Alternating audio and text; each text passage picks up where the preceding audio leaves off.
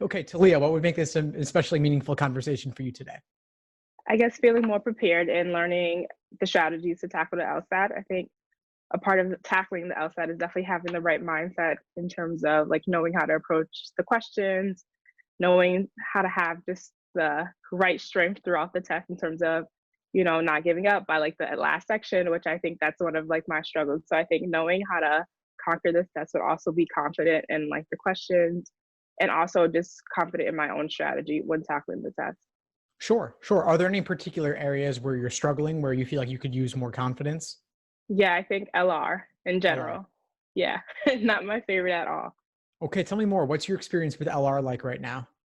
So right now, it's been one of those things where I've realized it's like a section that I need to spend the most time on, especially and it makes sense because it's a huge part of the test. And so right now, like when I've been practicing on my own, I'm so good when I'm like studying and I can like map everything out and draw like, those little diagrams between like the premises and the conclusion. But I think when it's actually like test time and I'm practicing, I always like freeze up because I'm like, okay, I'm thinking about time. I'm thinking about how I won't be able to like read everything. So that results into me like reading fast. And so I think one of my biggest downsides in LR has been like trying to move so quickly and then missing out on like key information that would have made me like do the question much faster. Right. Okay, so Talia, what's your goal score on the LSAT? My goal score is a 170. 170. Okay. Yes. So you do want to answer every single question on the test. Yeah. You do. But the thing is that you don't have to attempt every single question when you come across it.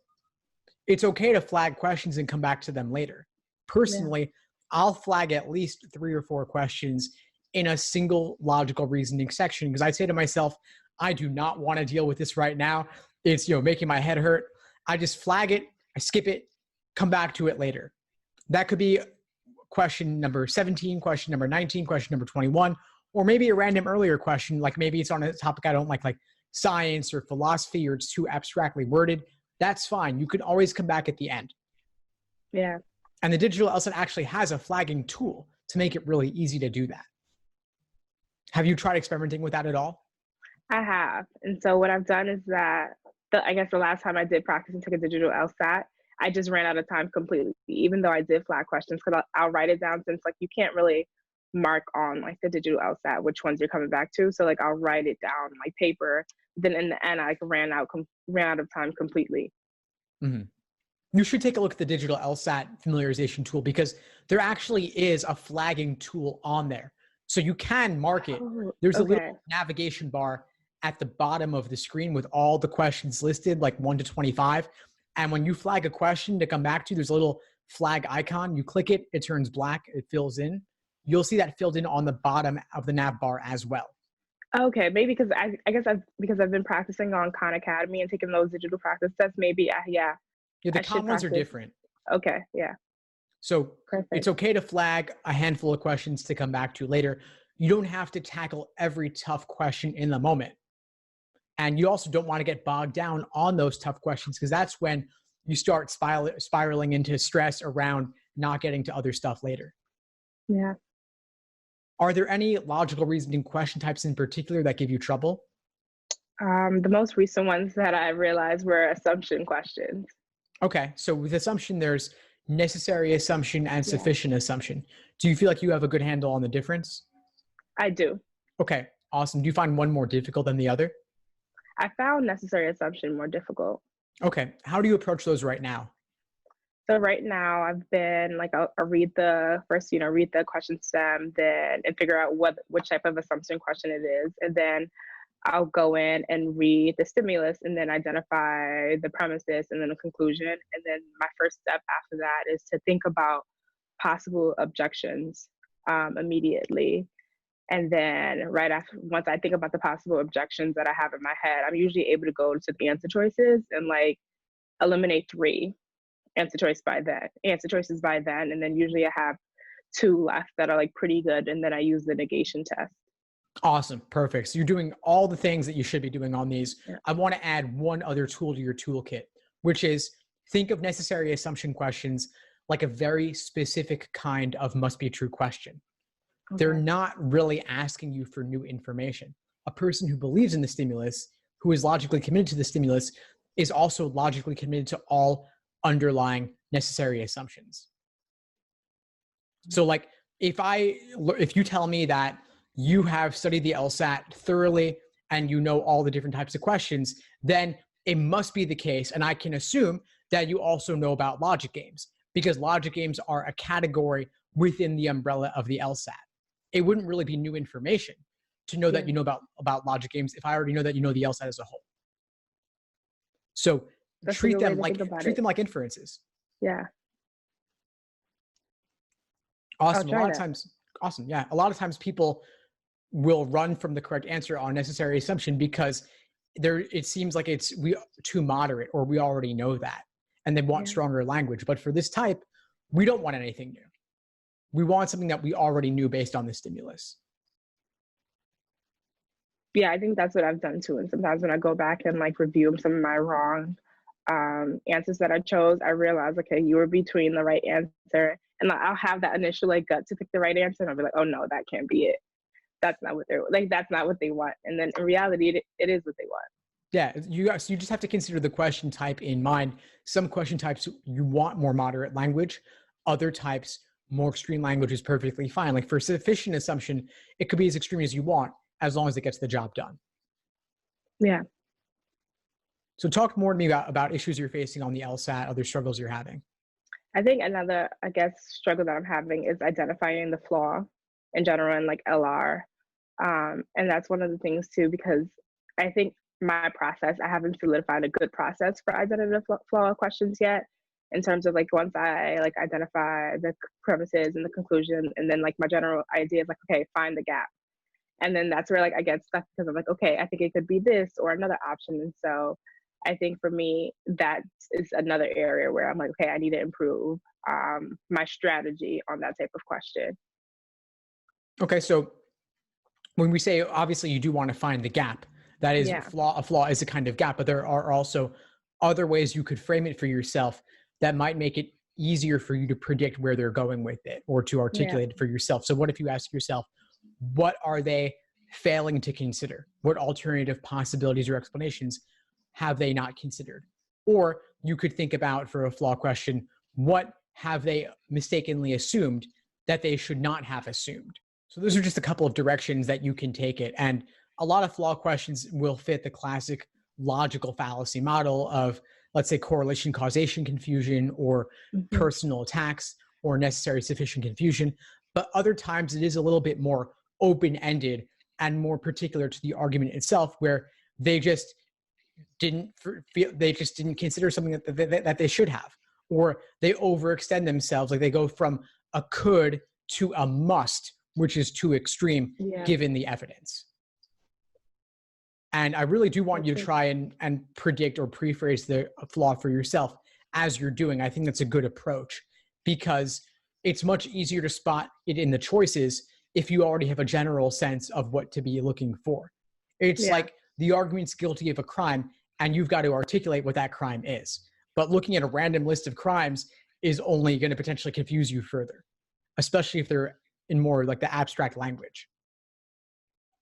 I think that's also another challenge I've had in the flaw questions. When there is abstract language, I'm like, oh my God, because I feel like it's throwing me off. And I'm like, okay. And I'm like trying to think back, I guess, to the strategies and think about like how to, I guess, unpack all of the abstract language. Yeah, and it'd be tough to do that in the moment, right? Because it's unfamiliar. That's what makes it hard. But as an exercise in the short term, you could actually just look up all those words you don't know, or all those phrases that are unfamiliar. Just Google them or define them in context. And so that when they come up again, you will better understand them, because they just repeat and repeat and repeat. Yeah. A lot of times the abstract language is just describing simple concepts in a more confusing way. So if you can relate the language to the concepts you already know, you've already solved the problem for yourself.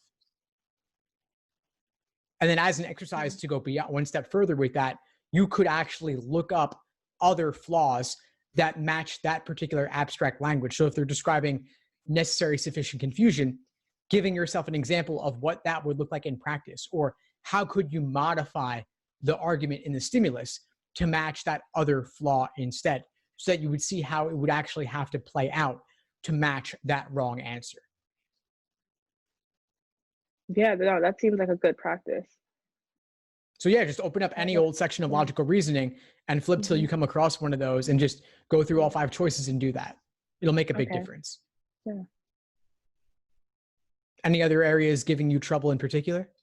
Another big area that I'm having trouble with is reading comp, and I was a political science major, so I thought, okay, I'm like used to reading a bunch of like dense text and things like that, but I think reading comp always throws me off because I try to read for every detail, and then like obviously every detail doesn't stay, and so I feel like one of my things there is like I'm not maximizing or using up all my time properly, and it's like I know I could if I just like read for like structure, which is what a bunch of strategies say, I could tackle all the questions more effectively. But it's one of the things that once I read a topic, I'm like, okay, I just naturally like want to like conquer the material. But it's definitely slowing me down as I'm on like practicing and taking the test. Yeah, well, it is certainly about reading for structure rather than for details. What that looks like in practice is that anytime you see evidence or examples or supporting details or lists of things, you could essentially skip those. You should still know where they are so that you can go back and find them when you need them. But in the moment as you're reading, I would speed up for those portions. And then when you see any articulations of conclusions, theories, or hypotheses, essentially the author's opinion, that's where you want to slow down. And if nothing else, when you're done, you want to walk away with the author's opinion and the main idea. And that will usually knock out at least a couple of questions for you. Yeah. And for every passage, there is at least some point where they articulate that. And so as an exercise, you could go through several passages and just highlight for yourself, what is that main point? Where did it appear? Which specific lines? Okay. But you don't have to absorb all the details. You can go back for those particular questions when you need to.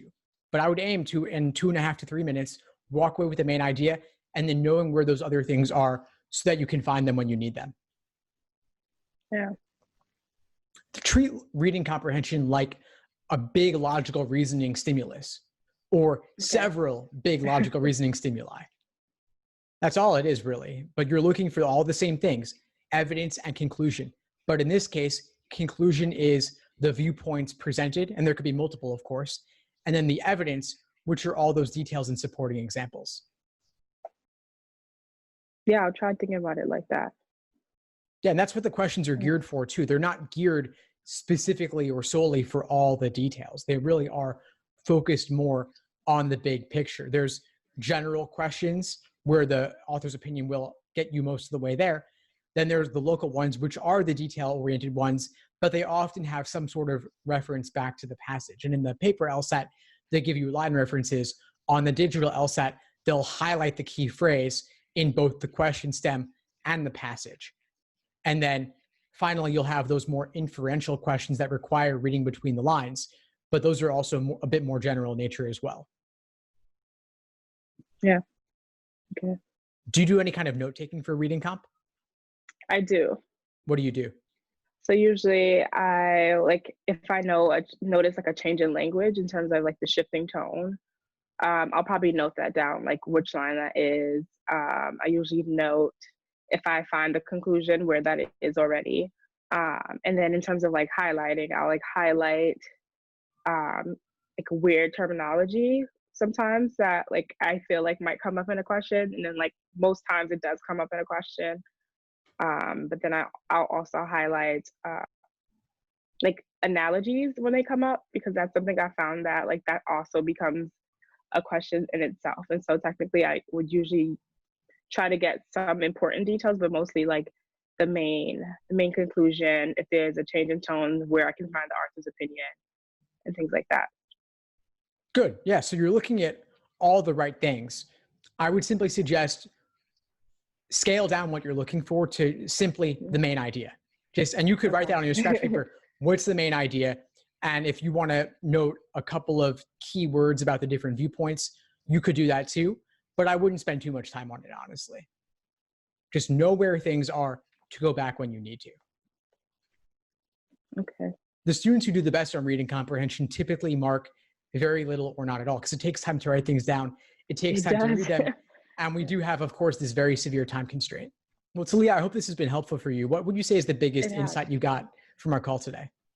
I think the biggest insight would be first in terms of how I could tackle LR, in terms of understanding what I'm looking for. Because I think I already knew, for example, like my strategy for assumption questions, but I think one of my big things was realizing what I would do when I have those last two questions, or how to then approach it, or maybe even just going with my gut. And I think also another major takeaway I would have is reading comp. In terms of like, maybe like, not even maybe, I'll definitely practice just identifying the main conclusion and like trying to stray away from highlighting everything or taking so many notes, because I think that's definitely what takes up a bunch of my time, and like then that leads to like some frustration and then like rushing. And so I think those are two things that I'll definitely try. Thanks for tuning into the show. Please subscribe if you haven't done so already to be notified of new episodes as I release them, and feel free to reach out if you need anything at all as you move forward with your prep. I'm happy to help however I can. In the meantime, I'll wish you all the best and take care. Yeah.